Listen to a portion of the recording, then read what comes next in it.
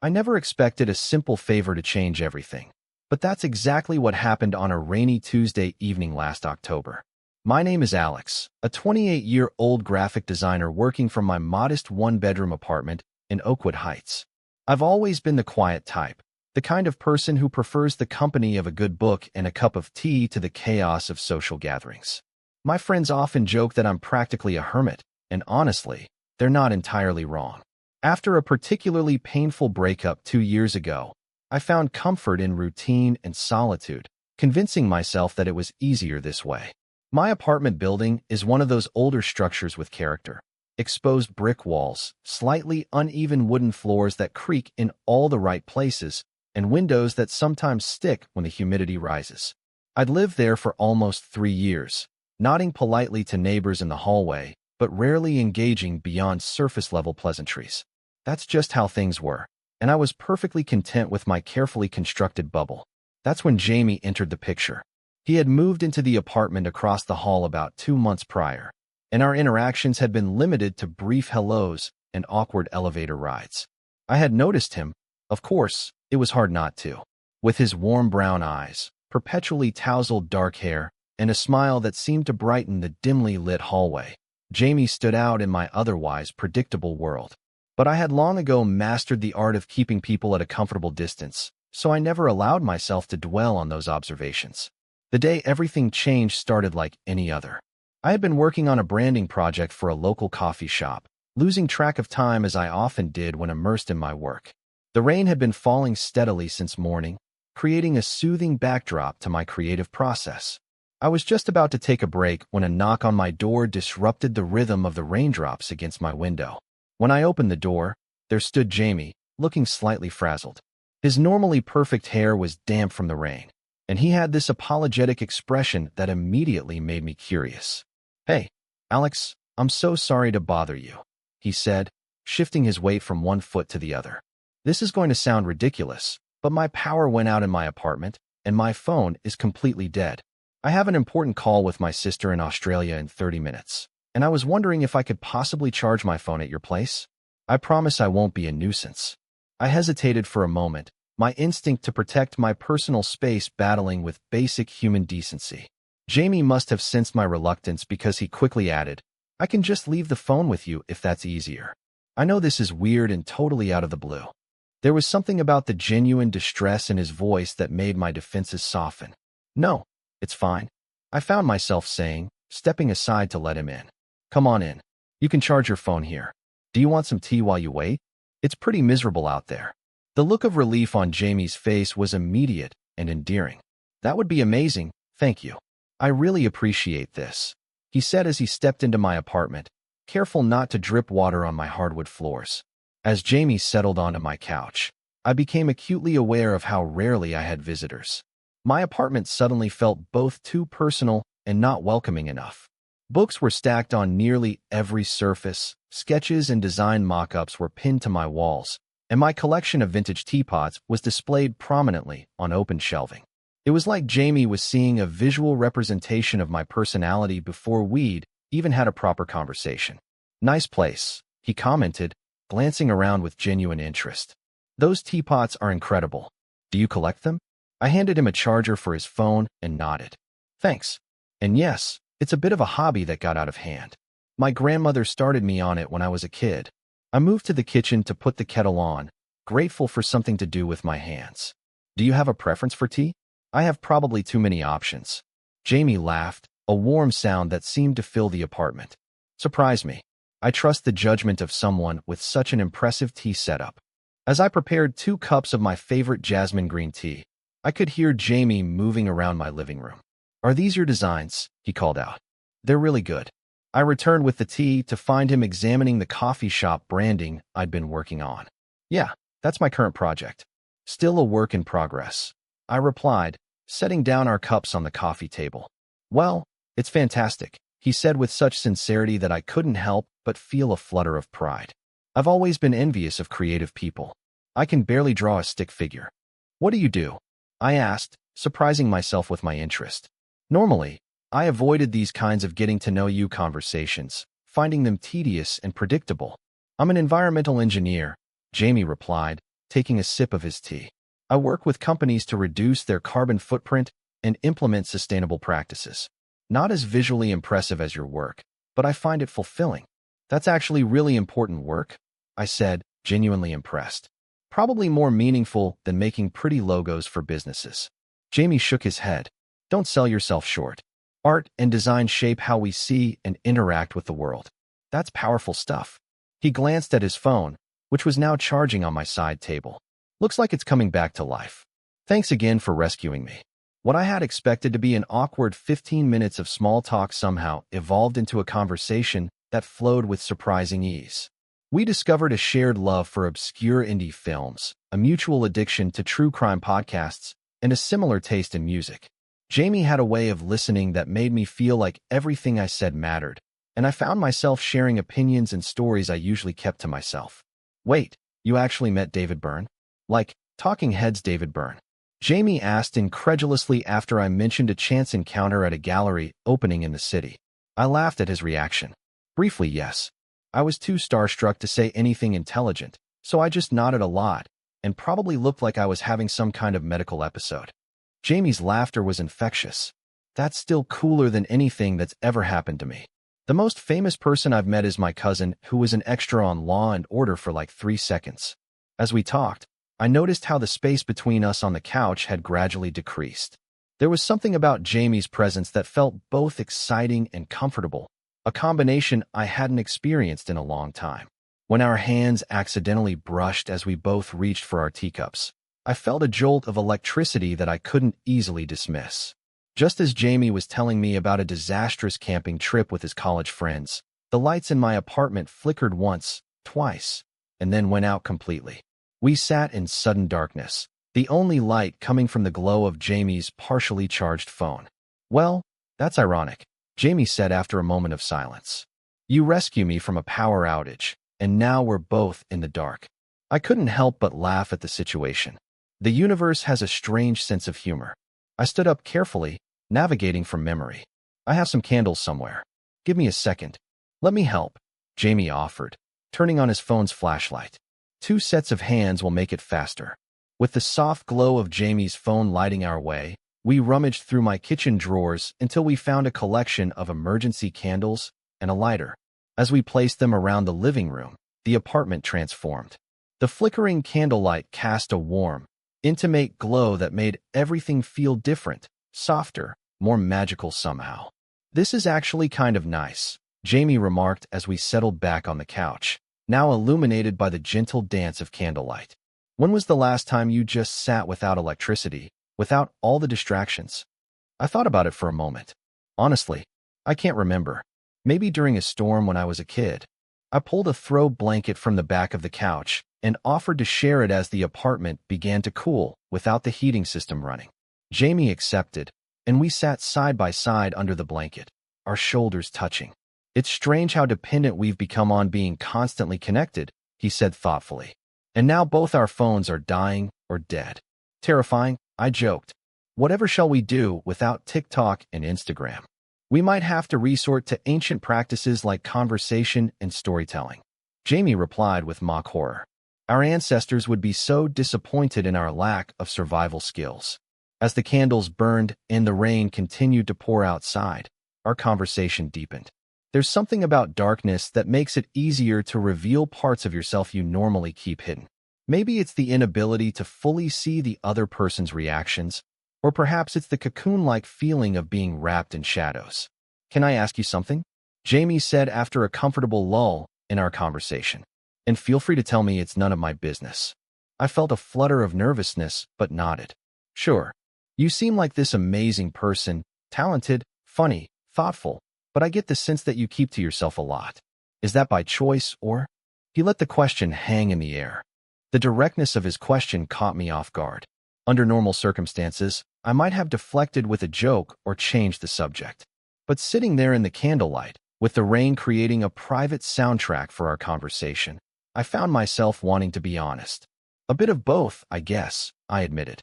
I've always been on the introverted side, but after my last relationship ended, let's just say it didn't bring out the social butterfly in me. I stared at the candle flame, finding it easier than looking at Jamie. We were together for 3 years, and when it ended, it felt like I had to relearn who I was on my own. Keeping to myself just became easier than putting myself out there again. Jamie was quiet for a moment. I understand that, he finally said. Breakups have a way of making you question everything you thought you knew about yourself and what you want. Exactly, I said, relieved that he got it without me having to explain further.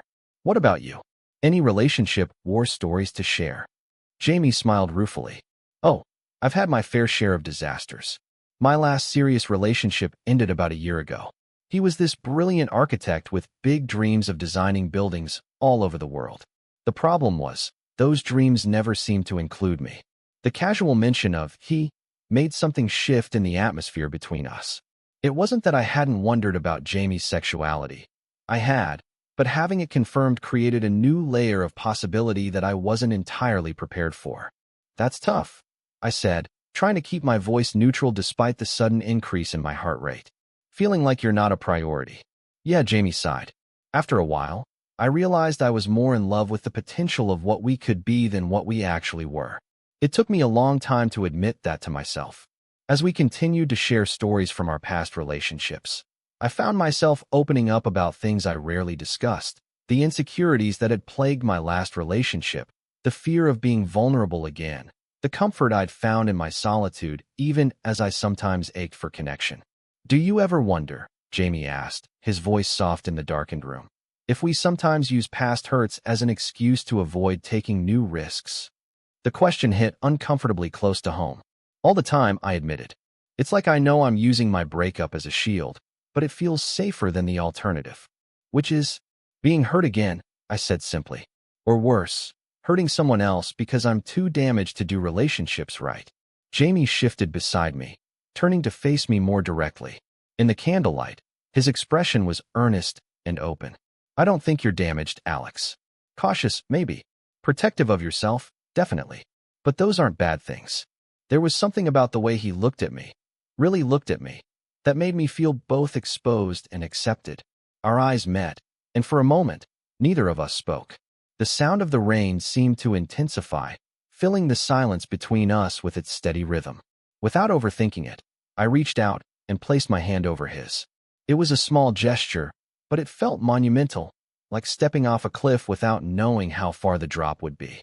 Jamie looked down at our hands, then back up at me, a smile slowly spreading across his face. He turned his hand over so our palms were touching, fingers intertwining. I've wanted to do this since I first saw you struggling with your grocery bags in the hallway 3 weeks ago, he confessed. I laughed softly. You mean when I dropped a carton of eggs and created the world's messiest crime scene? That's the one, he grinned. You were so focused on cleaning it up that you didn't even notice me offering to help until I was practically kneeling an egg yolk beside you. Not my finest moment, I groaned, remembering my embarrassment. I thought it was adorable, Jamie said, his thumb now tracing small circles on the back of my hand. And I've been trying to figure out how to get to know you better ever since.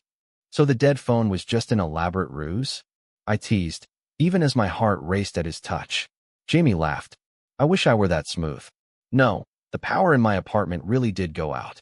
But I might have been a little more desperate for your help than the situation actually warranted. The honesty of his admission made something warm bloom in my chest. I'm glad you knocked on my door, I said quietly, even if it took a neighborhood blackout to get us here. Speaking of which, Jamie said, glancing around the darkened apartment, do you think the power will be out all night? The question carried a weight of possibility that wasn't lost on me. It might be, I replied, my voice steadier than I felt. These old buildings sometimes take a while to get back online during storms. Jamie nodded, his eyes never leaving mine. I should probably conserve my phone battery then, he said, reaching over to turn it off completely. The action plunged us into the softer glow of just candlelight, creating an even more intimate atmosphere. Probably wise, I agreed, suddenly very aware of how close we were sitting, of the warmth of his hand in mine, of the way the candlelight caught in his eyes. There was a moment, a perfect, suspended moment, where we both seemed to hold our breath. Then, with a gentleness that made my heart ache, Jamie reached up and brushed a strand of hair from my forehead. I'd really like to kiss you, he whispered. If that's okay. Instead of answering with words, I leaned forward, closing the distance between us. The first touch of his lips against mine was soft, questioning. When I responded, the kiss deepened, becoming something more certain, more real. His hand moved to cup my face, and I found myself melting into his touch, all my carefully constructed walls momentarily forgotten. When we finally pulled apart, both slightly breathless, Jamie rested his forehead against mine. "I've been wanting to do that since the egg incident," he admitted with a small laugh. "Worth the wait?" I asked, surprising myself with my boldness. "Definitely," he replied, his smile evident even in the dim light. "Though I'm not opposed to a second opinion." Our second kiss was more confident, an exploration of this new territory between us. As Jamie's arms wrapped around me, pulling me closer, I felt something I hadn't experienced in years, the exhilarating blend of desire and possibility, the sense that something important was beginning. We spent the rest of the evening talking, kissing, and simply being together in the candlelit darkness. Jamie told me about growing up in a small town in Oregon, his dream of someday starting his own sustainable engineering firm, and his secret talent for making incredibly bad puns. I shared stories about my childhood in Chicago, my journey to becoming a graphic designer, and my irrational fear of automatic car washes. As the night progressed, the storm outside began to subside, but we created our own world inside my apartment, a bubble where time seemed to operate by different rules. We made shadow puppets on the walls, built a fort out of couch cushions like children, and shared whispered confessions under our makeshift shelter. It was nearly midnight when the power suddenly returned, the lights blazing on and startling us from the intimate cocoon we'd created. We blinked at each other in the harsh electric light, both looking slightly dazed, as if waking from a shared dream. "Well," Jamie said after a moment, "that was unexpected." I offered. "I was going to say magical," he replied with a smile that made my heart skip. "But unexpected works too." We both laughed, the tension of the moment breaking. As I looked at Jamie in the full light, his rumpled hair, the slight stubble on his jaw, the warmth in his eyes, I realized that something fundamental had shifted. The careful distance I had maintained from everyone for so long had been breached, and surprisingly, I didn't feel the panic I had expected. "It's late," Jamie said, glancing at the clock on my wall. "I should probably head back to my place." I nodded, even as a part of me wanted to ask him to stay. "Probably a good idea," I agreed, trying to sound more casual than I felt. As we stood at my door, the goodbye felt weighted with unspoken questions. What happens now? Was this just a product of the storm and the power outage? Would things be different in the light of day? Jamie seemed to read my thoughts. "Alex," he said, taking both my hands in his, "just so we're clear, this wasn't just because we were stuck in the dark together. I've wanted to get to know you since the day I moved in." Relief washed over me. "Good," I said simply, "because I'd really like to see you again. Preferably with the power on, but I'm flexible." Jamie's laugh was bright and genuine. "How about dinner tomorrow? I'm making pasta carbonara." "That sounds perfect," I replied, unable to keep the smile from my face. He leaned in for one more kiss, this one gentle and full of promise. "Good night, Alex," he murmured against my lips. "Thanks for letting me charge my phone." "Anytime," I said, watching as he walked the few steps to his own apartment door. "That's what neighbors are for, right?" Jamie looked back at me with a grin that suggested he knew exactly how inadequate the word neighbors now was to describe us.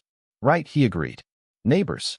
As I closed my door and leaned against it, I couldn't help but marvel at the unexpected turn my evening had taken.